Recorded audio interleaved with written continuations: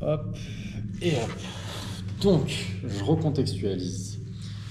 Tiffaine ici présente. Avec Tiffaine, on a fait 50 km en 2 jours. On a quand même pas mal carburé. Donc, sportif de haut niveau, quand même. Donc, il y a un passif. Il y a un passif. Donc, raconte-nous un peu ce que tu as eu et ce qui t'a poussé à faire l'aventure. Voilà. Donc oui, moi c'était un cancer du sein triple négatif. J'ai fait du coup tous les traitements et là je suis en rémission. Et du coup ça a été un peu difficile pour moi de participer à l'aventure. J'ai dit d'abord oui à Maxime, ensuite je me suis rétractée et puis finalement je me suis dit que c'était quand même une belle expérience. Et maintenant qu'on a fini, vraiment aucun regret. Je suis ravie d'avoir participé, de l'avoir fait. Et puis, oui, c'est ça, de se dire que, se rappeler tout ce que j'ai traversé et de se dire que maintenant j'ai pu faire ça, Parce que c'est top. même le diagnostic, toi, ça s'est diagnostiqué d'une manière qui était quand même. Enfin, t'as une errance thérapeutique de 8 mois quand même. C'est ça, ouais, moi j'ai fait une première écho, on m'a dit que j'avais rien. J'en ai refait une 4 mois après, on m'a dit que j'avais rien, du coup, enfin que c'était un kyste.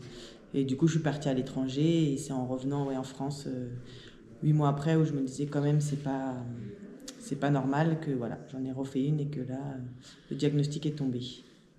Et t'as toujours continué le sport pendant Oui, le traitement, etc. Parce que tu me disais que les chimios, ça te ramassait pas mal. oui, c'était 3 jours de chaos complet. Mais du coup, c'était donc du lundi au mercredi où j'étais out. Mais j'avais des entraînements de volley. J'arrivais à y aller à peu près tous les vendredis. Avec mes capacités et mon équipe s'adaptait à moi. Mais sinon, ouais, j'arrivais à faire quand même du volley une fois par semaine. Et après, je me forçais, comme on a des prises de sang toutes les semaines, on a des choses à faire. Au lieu que l'infirmière vienne, d'y aller à pied, même si c'était à 5 minutes de chez moi et que des fois j'étais essoufflée juste pour y aller. On est vraiment dans l'activité physique, on n'est pas dans le sport, on est vraiment dans le truc. Plus tu bouges, mieux c'est quoi. Exactement, même marcher 5 minutes pour faire sa prise de sang, c'était déjà ça. On me disait que c'était toujours ça de gagner. Donc, quand on a les capacités, bien sûr, mais c'était important pour moi, ouais, en tout cas. Et tu m'as parlé de quelque chose qui t'avait beaucoup aidé, c'était l'association Naina, par Le exemple. jour d'après, oui, Le jour d'après. exactement. Alors ça, c'est une fois que les traitements, enfin, moi je l'ai fait en tout cas une fois que mes traitements étaient finis. Ça aide pour la reprise de l'emploi.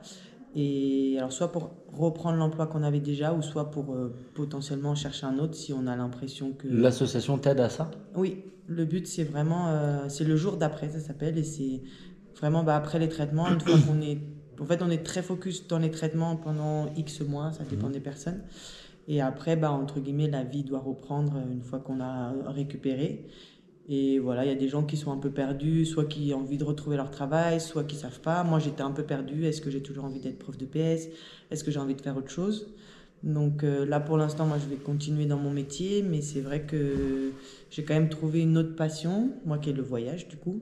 Et l'association, sur plusieurs séances, on est en tout petit groupe. Et c'est vraiment top, en fait, parce que ça te fait découvrir déjà des choses sur toi-même, même si c'est pas par rapport à l'emploi. En tout cas, post-maladie, c'était très, très enrichissant pour moi. Donc, Tu te sens moins seul aussi? moins seul, les gens ils te comprennent. Et puis, Ouais. en fait, c'est une nouvelle problématique qui arrive parce que les traitements font que, voilà, on est dedans et qu'on réfléchit pas trop. Et après, une fois qu'on doit retourner à la vie normale, des fois, on est un peu, je pense aussi, en décalé par rapport aux autres personnes. Et puis, Ça, c'est un vrai sujet, ça, le retour à l'emploi après avoir vécu cette épreuve-là. Sachant en fait, l'épreuve se termine pas à la fin des traitements quand tu es en rémission, quoi. Tu traînes toujours le truc. Oui, de toute façon, ça marque, quoi. de toute façon, c'est ce que je dis, ça reste, je pense que ça restera à vie dans un coin de ma tête, puisque en plus en rémission, voilà, on ne sait jamais ce qui peut se passer, mais ça, même si ça diminue, je pense que c'est toujours présent, même. Enfin, là, Bien je sûr. me dis une marche entre guillemets, voilà, je me suis dit pendant la marche, genre tu fais ça, t'aurais pu ne jamais le faire, voilà, la maladie aurait pu m'emporter ou et non, du coup j'ai la chance d'être là, j'ai la chance de pouvoir vivre voilà ce week-end-là, mais d'autres choses avec ma famille et je pense que j'apprécie d'autant plus tous les moments de vie que je peux partager avec voilà, des gens que je connais, des gens que je connais moins, peu importe. Mais Mhm. voilà, je me le dis à chaque fois, ah, j'ai la chance d'être encore là et de pouvoir vivre Mhm. ça. Et cette expérience, ouais, c'était vraiment aucun regret. Je suis ravie de l'avoir fait.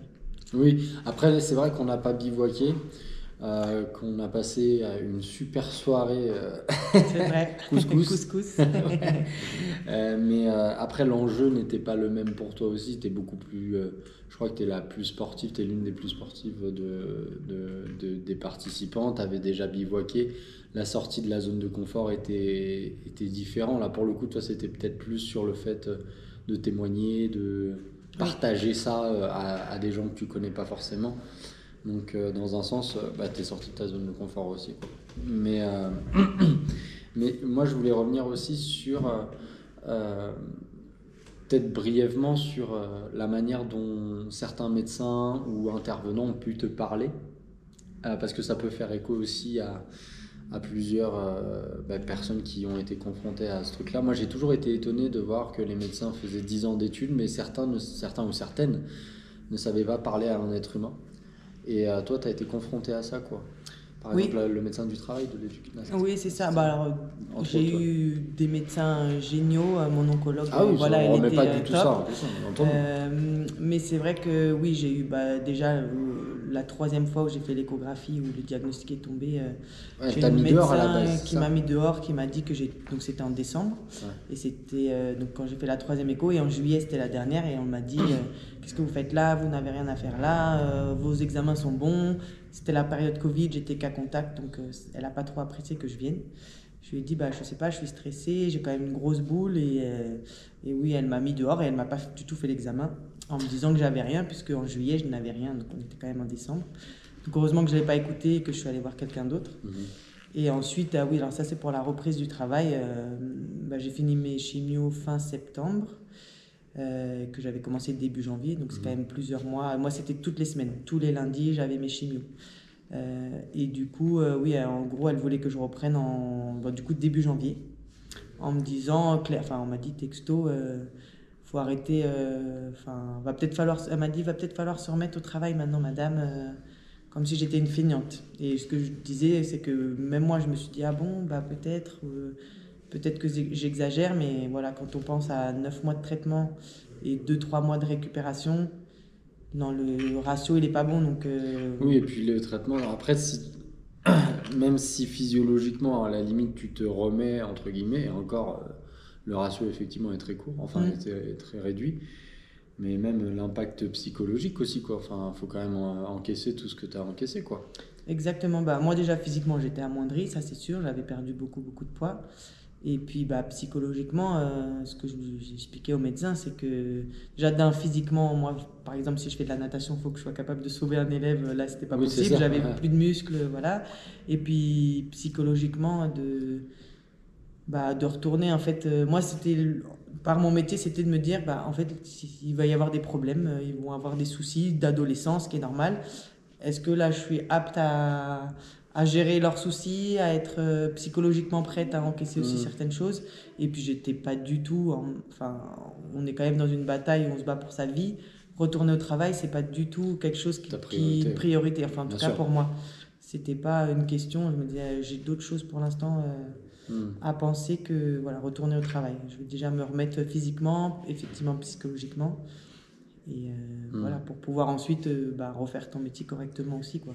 Et du coup, euh, après cette épreuve-là, tu as pris beaucoup de recul sur certaines choses. Ça t'a apporté des choses positives quand même ou pas le fait de... C'est gros de dire ça, ça t'a apporté des choses positives, mais qu'est-ce que tu en ressors de ça? Tu m'as dit que tu prenais du recul sur beaucoup plus de choses, Bah, de euh, toute façon, il y a du positif qui en ressort. l'importance des gens, enfin Oui, des gens de ton entourage, de machin. oui, c'est ça. Il y a même malgré tout ce qu'on traverse, je pense qu'il y a enfin, j'en suis persuadée qu'il y a du positif qui en ressort. Bah, moi, j'apprécie encore plus les moments de vie. Je vais peut-être même les chercher encore un peu plus. Ouais, Et après, bah, il y a des gens, oui, qui ont été là pour moi. Enfin, moi, je leur ai dit qu'ils m'ont finalement sauvé la vie, mais eux, ils en ont pas conscience parce que c'est pour eux, quand ils te le disent, c'est des petites choses, ouais, mais c'est des petites attentions qui voilà, c'est ça. payent J'ai pas une de amie, mine. comme je te disais, qui m'a invité à tous les.